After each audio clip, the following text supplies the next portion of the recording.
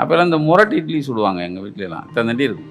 ஒரு 8 இட்லி அடித்தேன். நல்ல சிவப்பு கலர் மிளகாயில் சிவப்பு மிளகாயில் போட்டு சட்னி போட்டு முழுக்க அடித்து ஒரு ஓரமாக படுத்து தூங்கிட்டு இருந்தேன். ஒருத்தர் வயிற்றில் வந்து ஒரு மிதிச்சார். என்னன்னு கேட்டால் எங்கள் அப்பா எந்திரானார்.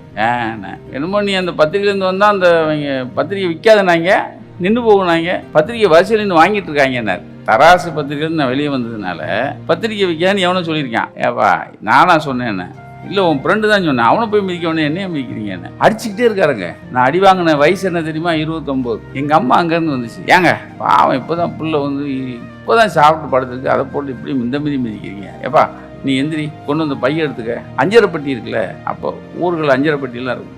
அதுலேருந்து ஒரு 20 ரூபா தாளை எடுத்துச்சு. இந்தா கையில் வச்சுக்கோ, நீ ஊருக்கு போப்பா. வேணா பாருங்க அவன் இதே மாதிரி பத்திரிக்கை ஆரம்பிச்சு பெரிய ஆளாக வருவான்னு என்னை கேட்காம எங்கள் அப்பாட்ட சொல்லுது.